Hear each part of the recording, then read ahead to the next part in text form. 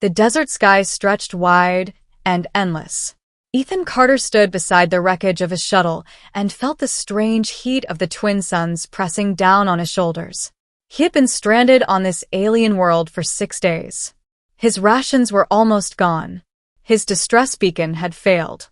His throat burned for water, and his body ached with fatigue. He had wandered far from the crash site when he saw movement in the cliffs. At first he thought it was only the heat twisting his vision. Yet the figure stepped into view. She was unlike anything he had ever seen. Her skin shimmered like bronze under the suns.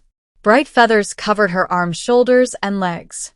Her hair fell long and silver like streams of light. Her eyes were golden, and they regarded him with both caution and curiosity. Ethan raised his hands slowly to show he meant no harm. He whispered that he needed water. The alien girl tilted her head, then spoke in a voice that seemed like a song. He could not understand her words, yet he felt a thread of meaning within them. She motioned for him to follow. He followed her along narrow paths carved through the rocks. Her feathers glowed faintly with each step. Finally, they reached a hidden spring. Ethan fell to his knees and drank deeply. The water tasted of metal and flowers, yet it revived him at once. The girl watched him quietly. Then she touched his arm. The contact made his heart race. He wondered who she was. Perhaps a wanderer from some hidden village. Perhaps the last of her kind. As the light of the suns faded into violet dusk, she gestured again. Ethan followed her to a cave covered in vines. Inside it was cool and fragrant with herbs.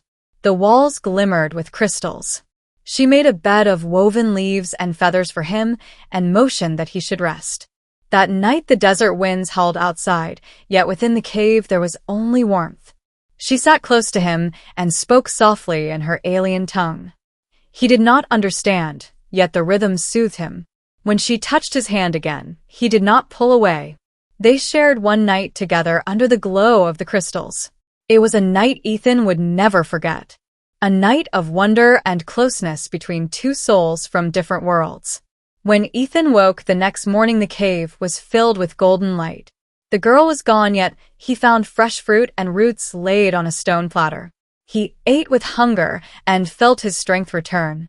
Soon she returned carrying long reeds filled with water. Her feathers shimmered in the sunlight that spilled through the cave entrance. Days passed in strange rhythm. She guided him through valleys filled with towering stones and trees with translucent leaves. She showed him which fruits were safe to eat and which insects could be roasted for food. Ethan learned to follow her gestures and songs, though he still did not understand her speech. At night they returned to the crystal cave. The bond between them grew stronger. Ethan felt both gratitude and something deeper. He wondered if he was losing his mind, for he had never thought he could feel so close to a being so unlike himself.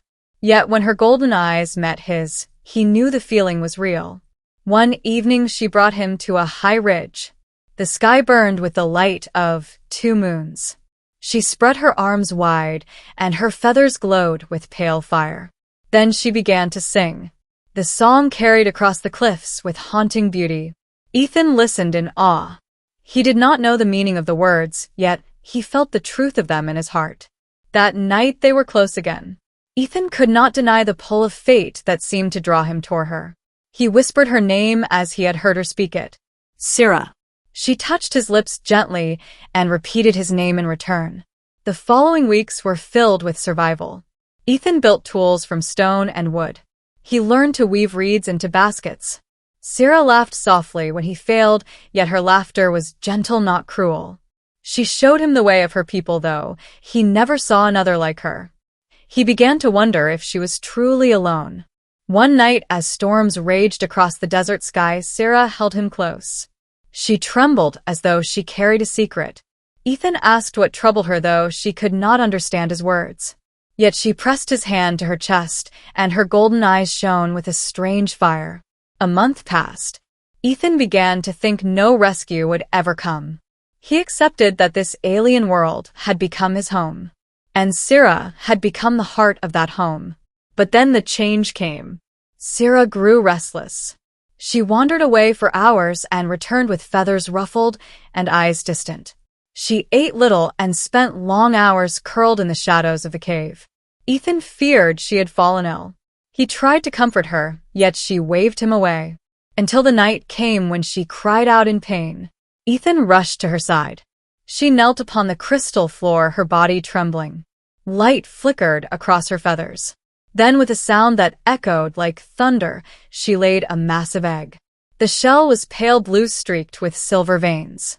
It glowed faintly in the dim light. Ethan stared in shock and wonder. He had never seen such a thing. He realized then what their bond had brought. Syrah cradled the egg with tenderness. She sang softly to it. Then she looked at Ethan with eyes filled with both fear and hope. She touched his hand and pressed it gently against the warm shell. Ethan felt a pulse within as though something alive stirred inside. His heart pounded. The truth was undeniable. Whatever life grew within that egg was part of her. And perhaps part of him as well. The days that followed were filled with silence and awe. Ethan watched over Syrah as she guarded the egg with fierce devotion. She hardly left its side except to gather food or water. Each night, she sang to it in her haunting tongue, and the cave filled with echoes that stirred the crystals on the walls. Ethan did not know what to feel. Part of him feared what might hatch from such a strange shell. Yet another part of him felt pride and wonder. He touched the egg often and felt warmth spread through his palm, as though the shell itself recognized him. Sometimes he thought he heard faint tapping from within, yet he could never be sure. Syrah began to teach him new things. She showed him how to paint symbols on stone using crushed berries. She drew circles around the egg and marked them with shapes that resembled wings and stars. Ethan guessed they were blessings or wards of protection. She motioned for him to add his own mark. He drew a simple figure of a man holding a staff. She touched it with approval. One evening, Syrah took Ethan to the ridge again. This time, she did not sing for the sky alone. She sang to the egg she carried in her arms.